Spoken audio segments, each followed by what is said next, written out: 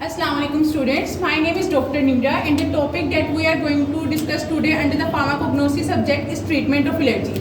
अपने previous lecture में हमने ये डिस्कस कर लिया था कि ट्रीटमेंट ऑफ एलर्जी के लिए हमारे पास फर्स्ट सोल्यूशन होता है कि हम अवॉइडेंस करें, मतलब एलर्जी के पार्टिकल से जितना हो सकता है उनसे दूर रहें, उनको अवॉइड करें। अब नेक्स्ट हमने पढ़ना है फार्माकोथेरेपी। फार्माकोथेरेपी का वर्ड आपके पास दो वर्ड से डिराइव हुआ है, फार्माको और थेरेपी। फार्मा का वर्ड आप जहाँ पे भी देखेंगे ना, इसका मतलब यही होता है कि आप मेडिसिन से रिलेट कर रहे हैं, ठीक है। और थेरेपी का मतलब होता है ट्रीटमेंट। नाउ हमारे पास फार्माकोथेरेपी का मतलब ये हुआ कि हमने कुछ ऐसी मेडिसिन लेनी है जिससे हमारा ट्रीटमेंट हो सके। अब फार्माकोथेरेपी हम कब करेंगे? जब हमारे पास अवॉइडेंस पॉसिबल नहीं हो रही, पर्सन अपने आप को अवॉइड कर रहा है एलर्जी के पार्टिकल से, लेकिन उसको फिर भी एलर्जी के सिम्टम शो हो रहे हैं, देन हम उस मेडिसिन लेने पे मजबूर हो जाएंगे। अब मेडिसिन हम कौन कौन से यूज़ कर सकते हैं? फर्स्ट ऑफ ऑल हम यूज़ कर सकते हैं एंटीहिस्टामिन्स। एंटीहिस्टामिन्स, एंटी का वर्ड होता है अगेंस्ट, और एंटीहिस्टामिन्स का मतलब आ जाएगा ऐसी मेडिसिन जो हमारे पास हिस्टामिन के एक्शन को ब्लॉक करे। अब एंटीहिस्टामिन्स हमारे पास दो तरह की होती है, एक तो होती है हमारे पास फर्स्ट जनरेशन एंटीहिस्टामिन्स और एक आती है हमारे पास सेकंड जनरेशन एंटीहिस्टामिन्स।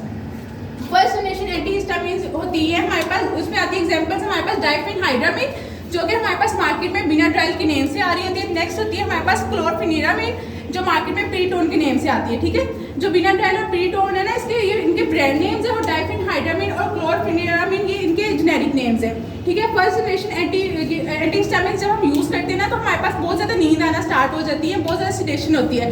तो उन्होंने फार्मासिस्ट ने सोचा कि कोई ऐसी मेडिसिन हम लेके जिससे हमारे पास नींद वगैरह ना आए, मतलब पेशेंट ने चाहता है कि उसकी एलर्जी ट्रीट हो, लेकिन उसको इतनी ज़्यादा नींद आ रही है, तो उसको ओवरकम करने के लिए हमने सेकंड जनरेशन एंटीहिस्टामिन्स बनाना स्टार्ट कर दी। अब सेकंड जनरेशन एंटीहिस्टामिन्स क्या है? हमारे पास ये न्यूअर प्रोडक्ट्स हैं और इससे हमारे पास लेस सिडेशन होती है। मतलब ये फर्स्ट जनरेशन एंटीहिस्टामिन्स के इफेक्ट को कैंसिल करने के लिए हमने लेस सिडेटिव बनाई है सेकंड जनरेशन एंटीहिस्टामिन्स। इसकी एग्जांपल्स में आते हैं हमारे पास सिट्रिजिन जो कि मार्केट में हमारे पास रिजिक्स के नेम से मेडिसिन आती है। देन आती है हमारे पास फेक्सोफिनाडिन जो मार्केट में फेक्सिट के नेम से आती है, फेक्सिट उनका ब्रांड नेम्स है। देन आती है हमारे पास लोराटिडिन और आती है एजिलास्टिन। ये सब मेडिसिन आप यूज़ कर सकते हैं अपनी एलर्जी को ट्रीट करने के लिए, ठीक है। एंटीहिस्टामिन्स के बाद हमारे पास एक और मेडिसिन आती है ल्यूकोट्राइन इनहिबिटर्स। मैंने आपको बताया था कि हिस्टामिन्स और ल्यूकोट्राइन्स एक ऐसे सब्सटेंसेस है जो हमारे पास एलर्जी कॉज करेंगे, मतलब ये हमारे पास इन्फ्लेमेटरी मेडिएटर्स है, ठीक है। अब ल्यूकोट्राइन इनहिबिटर्स क्या है? हमारे पास जो ल्यूकोट्राइन्स की प्रोडक्शन को इनहिबिट करे। अब उसमें हमारे पास आता है मोन्टिलोकास्ट। ये ऐसा केमिकल है जो हमारे पास ल्यूकोट्राइन्स को इनहिबिट करेगा, और मोन्टिलोकास्ट अब आपके पास मार्केट में मोन्टिलोकास्ट सोडियम के नाम से टैबलेट आती है, ठीक है। मतलब मोन्टिलोकास्ट सोडियम आप तब यूज़ करते हैं जब आपके पास एलर्जी के सिम्टम्स हो, मतलब आपको सांस लेने में मसला आ रहा हो, स्नीजिंग वगैरह हो, देन आप ये मोन्टिलोकास्ट यूज़ करते हैं, ठीक है। फार्माकोथेरेपी में आपने बेसिकली ये देखना है कि आप मेडिसिन के जरिए अपनी एलर्जी को ट्रीट कर रहे हैं। देन आता है हमारे पास इम्यूनोथेरेपी। इम्यूनोथेरेपी में आपके पास इम्यून का वर्ड यूज हुआ है, मीन्स आपका इम्यून सिस्टम इन्वॉल्व हो रहा है। इम्यून सिस्टम क्या है? आपका डिफेंसिव सिस्टम है, और थेरेपी मीन्स आपका ट्रीटमेंट हो रहा है। इम्यूनोथेरेपी में आप ऐसी चीज़ें लेते हैं जो आपके इम्यून सिस्टम को बूस्ट अप करती है, मतलब आपकी इम्यूनिटी को इन्हेंस करती हैं। और इम्यूनोथेरेपी आप तब करवाते हैं जब आपके पास अवॉइडेंस और मेडिकेशन फेल हो जाती है आपकी एलर्जी को ट्रीट करने के लिए, ठीक है। मतलब बेसिक आपने क्या, आपने एलर्जी से बचना है, आपने ये क्या कि आपने एलर्जी से कॉन्टैक्ट अपना कम करना स्टार्ट कर दिया, मतलब मास्क वगैरह लगाना स्टार्ट कर दिया, लेकिन आप अवॉइड कर रहे हैं, लेकिन फिर भी आपको ट्रीटमेंट नहीं मिल पा रहा। देन आपने मेडिकेशन पे आए, मेडिकेशन से भी आपको रिलीफ नहीं मिला, देन आपने इम्यूनोथेरेपी पे शिफ्ट हो गए।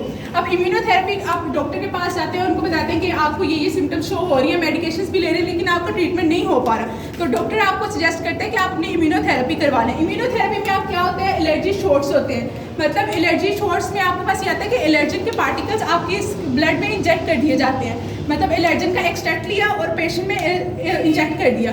अब वो जैसे ही एलर्जन का पार्टिकल पेशेंट के अंदर जाएगा, वो पेशेंट को डिसेंसिटाइज करना स्टार्ट कर देगा, ठीक है। मीन्स वो एलर्जन बॉडी में जाएगा, लेकिन उसके सिम्टम्स वगैरह बॉडी में शो नहीं होंगे। अब इम्यूनोथेरेपी हमारे पास काफ़ी कॉस्टली भी होती है और उसका ड्यूरेशन भी बहुत ज़्यादा होता है, लेकिन अब हमने किसी ना किसी तरह से खुद को एलर्जी से अवॉइड करना ही है ना, तो हमें ये इम्यूनोथेरेपी करवानी पड़ती है। अब इम्यूनोथेरेपी का ड्यूरेशन हमारे पास आते हैं 3 to 4 ईयर्स हमारे पास एक पर्सन को लग जाते हैं कि वो एलर्जी से सिम्टम फ्री हो जाए, ठीक है। सबसे पहले हमने अवॉइडेंस पढ़ा, देन हमने फार्माकोथेरेपी देखा, इसमें आपने मेडिसिन की नेम्स याद रखने के कौन कौन सी मेडिसिन आप यूज़ कर सकते हैं एलर्जी से अवॉइड करने के लिए। देन इम्यूनोथेरेपी आ जाते हैं जिसमें आप एलर्जी शॉट्स वगैरह यूज़ करते हैं। और यहाँ पे हमारा chapter number 6 hyper sensitivity and होता है। नेक्स्ट टाइम हम अपना नेक्स्ट चैप्टर स्टार्ट करेंगे जो हमारे पास क्रोमेटोग्राफी है। Thank you so much. अगर आपको कोई भी क्वेश्चन हो तो आप लोग पूछ सकते हैं।